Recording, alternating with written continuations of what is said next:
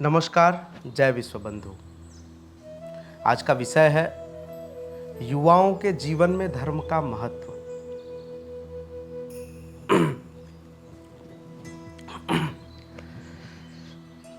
मेरे जीवन का एक नित्य क्रम है।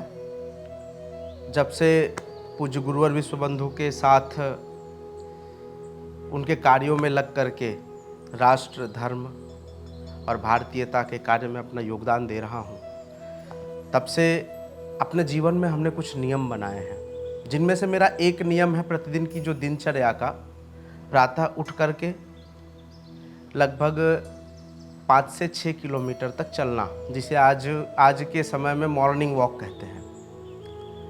तो प्रतिदिन सुबह लगभग 4:30-5 बजे के आसपास मैं मॉर्निंग वॉक पे निकलता हूँ, सुबह चलने जाता हूँ।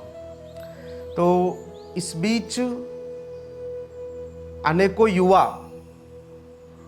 मिलते रहते हैं, उनसे परिचय होता है। तो इन्हीं युवाओं में से किसी एक युवा, जिसका नाम था अनुराग,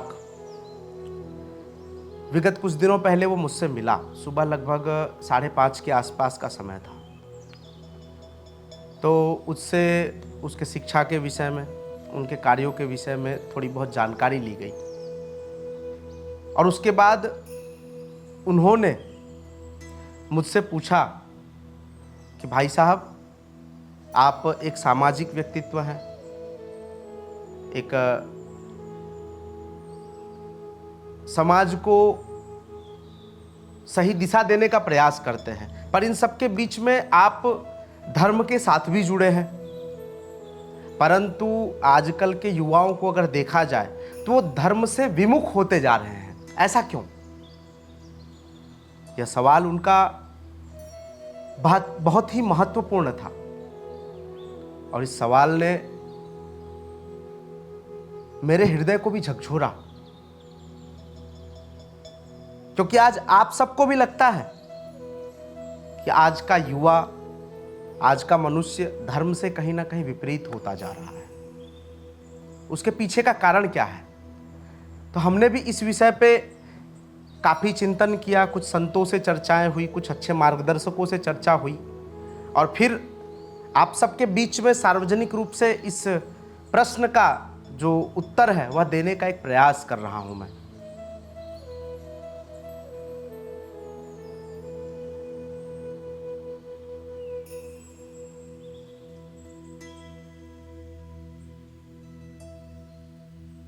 वैसे भारत में सनातन संस्कृति के अनुसार प्रत्येक मनुष्य के 16 संस्कार होते हैं। उन 16 संस्कारों से उनको निकलना पड़ता है, और अंतिम जो संस्कार होता है वह अंत्येष्टि संस्कार होता है।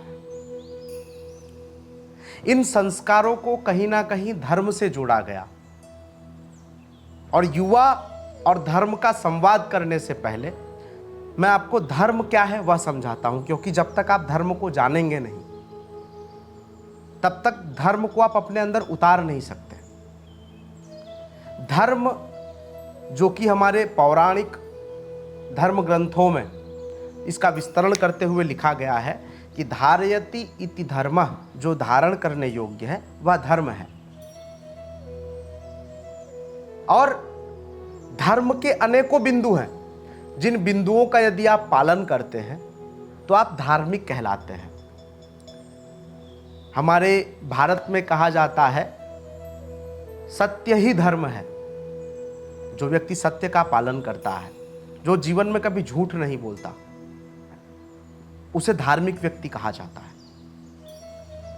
एक शिष्टाचार जिस व्यक्ति के अंदर है वह धार्मिक है। प्रकृति के मूल्यों का संरक्षण करना, प्रकृति का संरक्षण करना, प्रकृति के प्रत्येक अंगों का संरक्षण करना, जिसमें तमाम प्रकार के जीव जंतु सभी आ गए, जो प्रकृति के नियमों के आधार पर बनाए गए मापदंड हैं, उनका ठीक तरह से समायोजन बनाए रखना, यह भी एक धार्मिक व्यक्तित्व या धार्मिक मनुष्य का मुख्य कार्य रहा है। यदि आप वेदों, पुराणों स्मृतियों, अरण्यों, ब्राह्मण ग्रंथों के महत्व को समझते हैं, हमारे देवी देवताओं और जो ऐसी श्रेष्ठ आत्माएं हो चुकी हैं उनके जीवन को पढ़ करके अपने अंदर उतारने का प्रयास करते हैं, तो आप धार्मिक हैं। परंतु आज लोग धर्म से विमुख से होते जा रहे हैं। एक छोटा सा उदाहरण आप सबके बीच में रखना चाहता हूं। एक बालक जन्म लेता है, जन्म लेने के बाद धीरे धीरे वह बड़ा होता जाता है, लगभग 2 साल का, 3 साल का, और माँ बाप उसे अपने साथ पूजा करने बैठाते हैं, प्रार्थना करने बैठाते हैं, और वह बच्चा भी जैसे माता पिता करते हैं बस उसी का अनुकरण करता है। धीरे धीरे वह श्लोक बोलना सीख जाता है, कभी कभी तो बच्चे गाली देना भी सीख जाते हैं।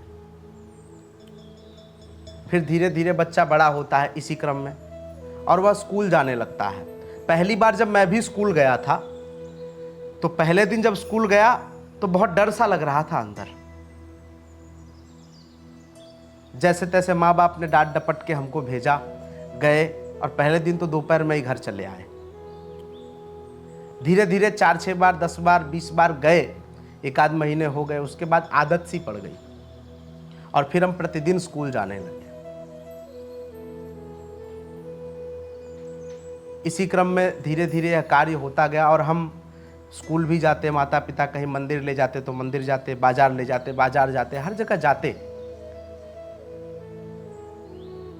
परंतु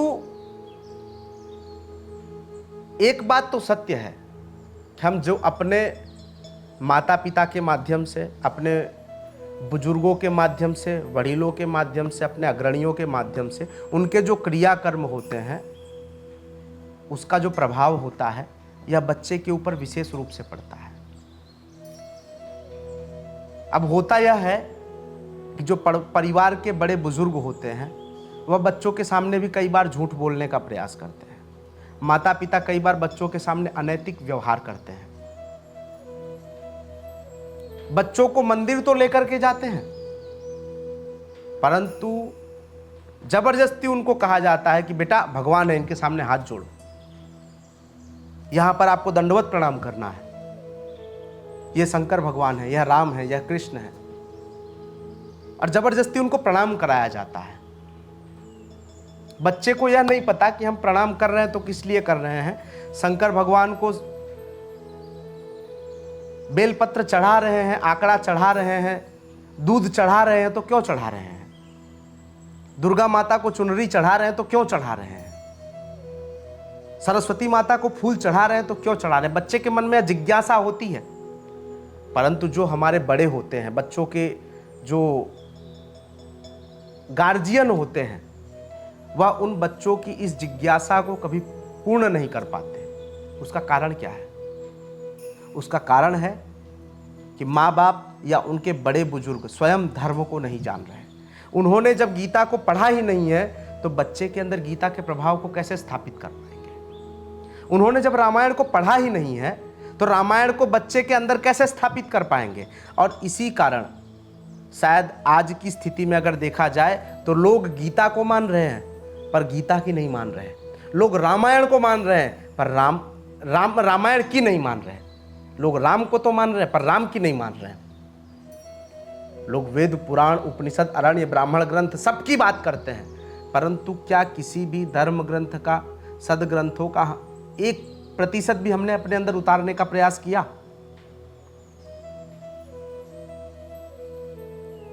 आखिर क्यों हम धर्म से विमुख होते जा रहे हैं? इसका मुख्य कारण यह है कि जो हमसे बड़े हैं, जिन बुजुर्गों के कारण, जिन अभिभावकों के कारण, जिनके सत्कर्म बच्चों के अंदर उतरते हैं, जिनके दुर्गुण बच्चों के अंदर उतरते हैं, वो प्रभावहीन हो चुके हैं। जो बच्चों के अभिभावक हैं वह स्वयं धर्म का आचरण नहीं कर रहे, और जिसके कारण जो यह पीढ़ी है वह भी धर्म से विमुख होती जा रही है। और उसके कारण हो क्या रहा है कि बच्चे अपने से बड़े जो हैं उनके साथ अनैतिक व्यवहार कर रहे हैं। अपने से बड़ों के साथ एक बच्चा अपने पिता के साथ में गाली गलौज कर रहा है, अपनी माँ के साथ में गाली गलौज कर रहा है। कई जगह तो हमने यह भी देखा है कि बच्चे अपने माता और पिता को मारते हैं। यह स्थिति मैंने अपने आंखों से देखी है। और यह वीडियो आप अगर देख रहे हैं तो आप स्वयं में इसका आकलन करिएगा। क्या आप तो इस कार्य में संलिप्त नहीं हैं? क्यों बच्चे अपने अभिभावकों पर हाथ उठाने का प्रयास कर रहे हैं? अपशब्दों का प्रयोग कर रहे हैं। यह बच्चों के अंदर आ कैसे रहा है, उतारा कैसे जा रहा है? यह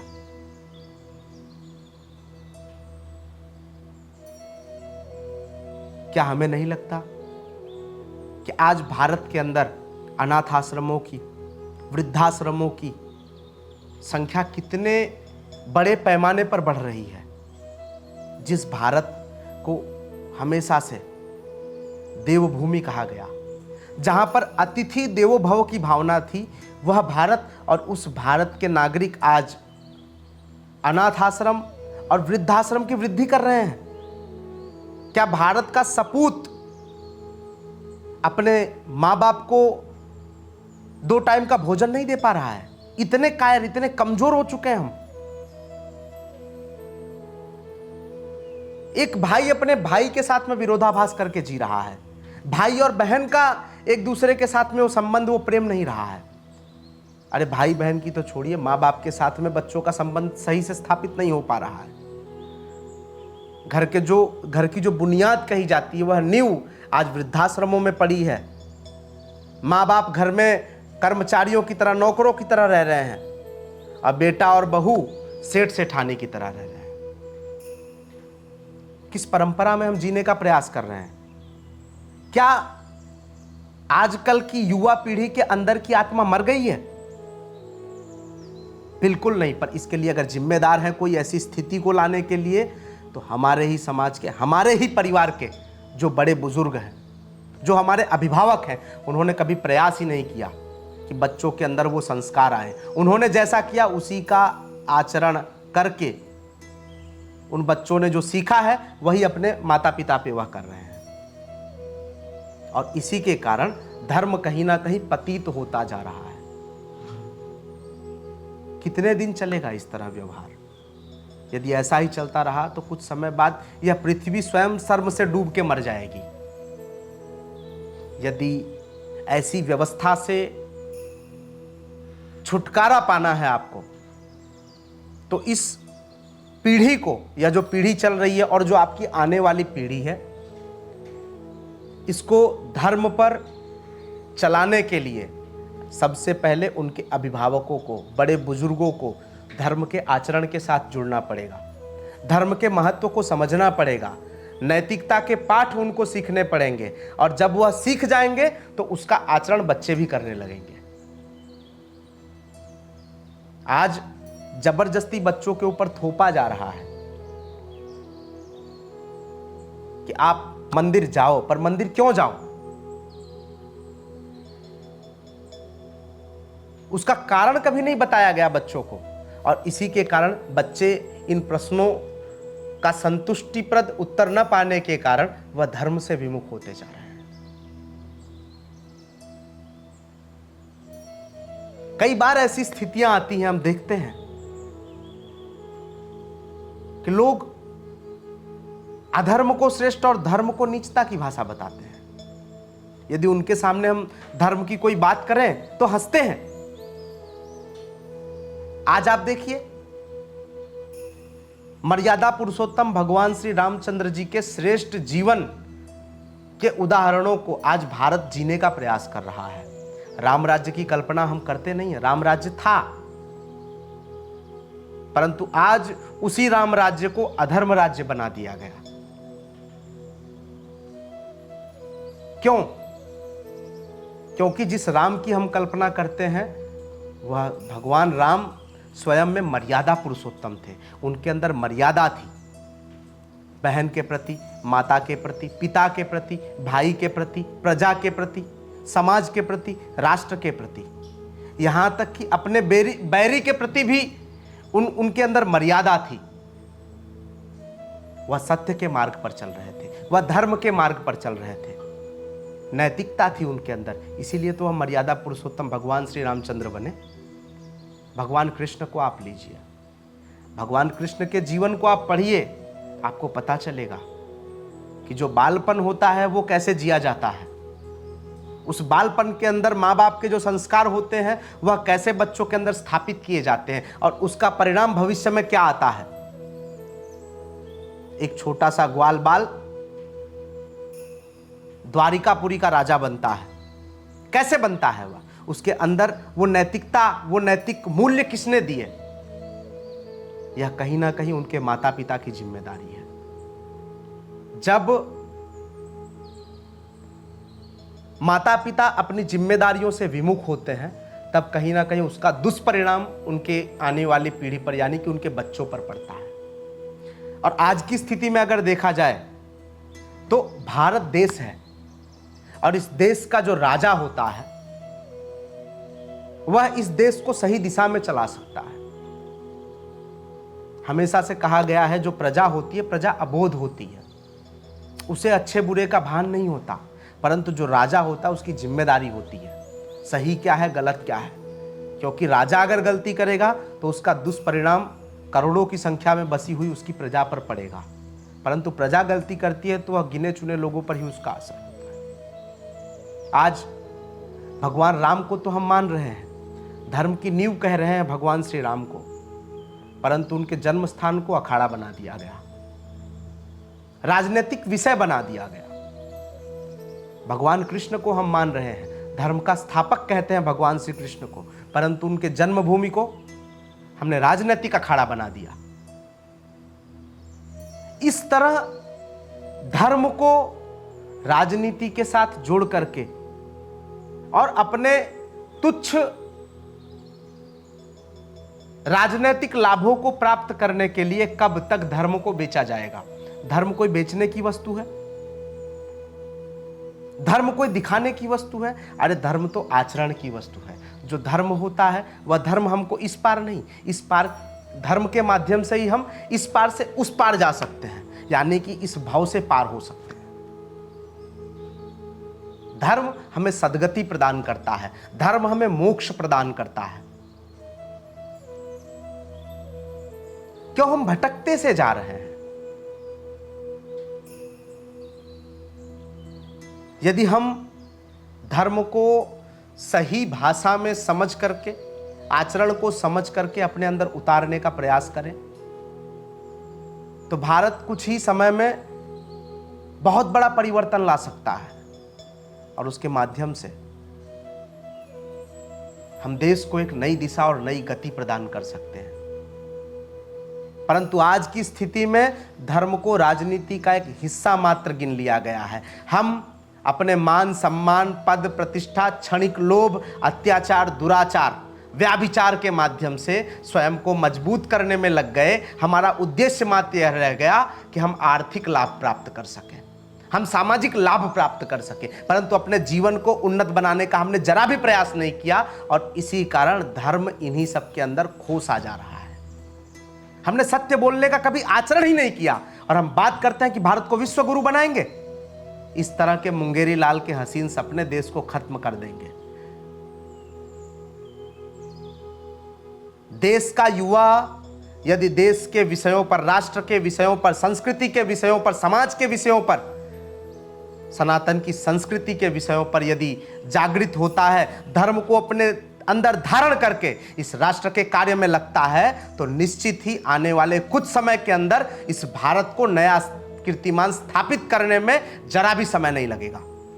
राष्ट्र को नेतृत्व करने वाले इस तरह के सिद्धांतवादी, धार्मिक, नैतिक व्यक्तियों की आवश्यकता है जो इस राष्ट्र के दुख को, इस राष्ट्र की ऐसी बातों को कि जो आज कोई देख नहीं रहा है, सनातन के विषयों को उठा करके नीतिवान बन के, गुणवान बन के प्रकृति के, प्राणी के विषयों को उठा करके अगर यदि वह उसके समाधान में लगता है तो आने वाले समय में हम भारत को एक मजबूत राष्ट्र के रूप में स्थापित कर सकते हैं। परंतु आवश्यकता है ऐसे युवाओं की जो सत्य सनातन धर्म के मार्ग पर चल करके राष्ट्र को नैतिक रूप से चला करके एक नई दिशा दें। आजकल बच्चे जन्म भारत में ले रहे हैं, परंतु कुछ समय के अंदर उनको भारत छोड़ने का सपना है कि भाई हमको तो अमेरिका जाकर के डॉक्टर बनना है, हमको इंग्लैंड जाकर के MBBS करना है, वहां जाके हम इंजीनियर बनेंगे, परंतु देश में रह करके कुछ नहीं करना चाहते। आखिर उनकी ऐसी भावनाएं क्यों पैदा हो रही हैं? भारत में कहीं ना कहीं जो हमारे मार्गदर्शक या हमारे अग्रणी हैं, नेता हैं, उन्होंने देश को बांटने का और तोड़ने का प्रयास किया। धर्म के नाम पर उन्होंने मात्र राजनीति की, उन्होंने धर्म को कभी समझा नहीं और ना ही जिया है। कोई मंदिर के नाम पे वोट मांग रहा है तो कोई मस्जिद के नाम पे वोट मांग रहा है, कोई हिंदू के नाम पे वोट मांग रहा है, कोई मुसलमान के नाम पे वोट मांग रहा है। क्या इस तरह से हम देश का कल्याण कर पाएंगे? और वोट देने वाले जो लोग हैं, जो इस तरह जाति के नाम पर और धर्म के नाम पर वोट दे रहे हैं, इन्हीं गद्दारों के कारण देश आज ऐसी विपत्तियों में जूझ रहा है जहां उसे खड़ा करने के लिए देश के युवाओं के बलिदान की आवश्यकता है। जहां देश के युवा सामर्थ्यवान बन करके धर्म का आचरण करते हुए, नीति का आचरण करते हुए सत्य के मार्ग पर जाकर के इस देश को एक नई गति प्रदान करें, नई ऊर्जा प्रदान करें। और यह सब संभव हो सकता है, परंतु समझने की आवश्यकता है हम सबको, और समझने के साथ अपने अंदर इन विषयों को उतारने की आवश्यकता है। एक व्यक्ति अभी 1-2 दिन पहले मेरे पास आए, उनका नाम भी आपको बता दूं, नाम था राहुल मिश्रा। वह कहीं भोपाल के रहने वाले थे और किसी कारणवश उनका यहां आना हुआ। आए, बैठे, बातचीत हुई। उस बातचीत में उन्होंने बताया कि भाई साहब, कुछ दिनों से मैं आपके वीडियो देख रहा हूं, काफी अच्छा बोलते हैं आप। तो हमने पूछा, भाई कहाँ देखा आपने हमारा वीडियो, किस माध्यम से आपको मिला? तो उन्होंने कहा, हमारा एक मित्र देख रहा था, वह काफी दिनों से देखता था और उसके जीवन में मैंने कुछ परिवर्तन देखे, वहां से माध्यम मिला और मैंने आपके काफी सारे वीडियो देखे और उसमें से ज्यादा से ज्यादा बातें मुझे अपने जीवन में उतारने जैसी लगी। इस विषय पे मैं प्रभावित हुआ और मैंने सोचा कि अगर सूरत कभी जाना हुआ तो आपसे जरूर मिलूंगा। और इसी विषय पे आज मैं आपसे मिलने आया हूं। काफी चर्चाओं के बाद उसने मुझे कहा कि आज हम सबके पतन का मुख्य कारण है धर्म। धर्म को वास्तविक अर्थ में हमें समझाया नहीं गया। हमारे पूर्वजों की जो गलतियां हुई हैं, हमारे वडीलों की, अग्रणियों की जो गलतियां हुई हैं, कि उन्होंने सही दिशा में हमको ले जाने का प्रयास नहीं किया। उन्होंने धर्म को हमें समझाया नहीं, धर्म के महत्व को नहीं समझाया, मात्र हम पर थोपने का प्रयास किया और इसी कारण हम सब भटक चुके हैं। मात्र धर्म से भटकने के कारण आज भारत का युवा आलस्य, मद, प्रमाद, इसके साथ साथ इतनी सारी बीमारियों से जूझ रहा है कि उसकी गिनती नहीं की जा सकती। 5 साल का एक बच्चा, उसको चश्मा आ जा रहा है और उस चश्मे को अगर देखने जाए तो जैसे लगता है मैग्नीफायर लेंस हो वो। 10 साल के बच्चों के बाल पक जा रहे हैं। अभी तो मैंने सुना था 14 साल के बच्चे को हार्ट अटैक आ गया। 15 साल के बच्चे शुगर प्रेशर से मर रहे हैं। ऐसा हो क्यों रहा है? कहीं ना कहीं हम सबको गलत दिशा में ले जाने का प्रयास किया जा रहा है। उस गलत दिशा को छोड़ करके हम सबको सही दिशा समझने और उस पर चलने का प्रयास करना चाहिए। पूज्य गुरुवर विश्व बंधु सत्य सनातन धर्म के महत्वपूर्ण बिंदुओं को आप सबके सामने लेकर के आ रहे हैं। वह आपको उसमें बता रहे हैं science of universal life, soul, आपकी आत्मा की जो आवाज है, सनातन जीवन विज्ञान क्या है। यदि उस हिसाब से हम जीते हैं तो हमारा जीवन किस प्रकार उन्नत हो सकता है, श्रेष्ठ हो सकता है बाकियों के मुकाबले, और हम इस मार्ग पर चलकर मोक्ष की प्राप्ति कैसे कर सकते हैं, और उसके पहले इस समाज, देश, राष्ट्र या इस विश्व का मंगल कल्याण कैसे कर सकते हैं। इन सब विषयों पर गुरुवर विश्वबंधु बहुत अच्छी तरह आप सबका मार्गदर्शन करने जा रहे हैं और कर भी रहे हैं। हम सबको चाहिए कि अपने प्रतिदिन के नित्य क्रम में 24 घंटे में से आधा घंटा निकाल करके गुरुवर विश्वबंधु के विचारों को श्रवण करना चाहिए। और विचारों को श्रवण ही नहीं करना है, उसे समझना है, और यदि योग्य लगे तो उसे अपने जीवन में उतारने का प्रयास करना है। और यदि उसमें कोई कठिनाई आ रही है तो आप गुरुवर विश्वबंधु से सीधा संवाद कर सकते हैं। इस पर विस्तृत चर्चा होगी, परंतु हमारा उद्देश्य है हम राष्ट्र को एक नई दिशा प्रदान करें, जो इस तरह धर्म से विमुख होकर राजनीतिक क्षेत्र में, व्यापारिक क्षेत्र में, आर्थिक क्षेत्र में जो व्याभिचार हो रहे हैं, दुष्प्रचार हो रहे हैं, इन सबको संकलित करने की आवश्यकता है। इन सब के अंदर धार्मिक व्यक्तियों को घुस करके सुधारने की आवश्यकता है, और वह व्यक्ति कोई और नहीं, चाहे हम चाहे आप हो सकते हैं। बारी आपकी है, अब इस विषय पर आप अपना क्या योगदान देंगे। आइए इन्हीं विषयों के साथ अपने जीवन को सुधारने की इस अनंत यात्रा में हम सब सम्मिलित होकर के सनातन जीवन विज्ञान का अनुसरण करें और उसे अपने जीवन में उतारने का प्रयास करें। जय विश्वबंधु।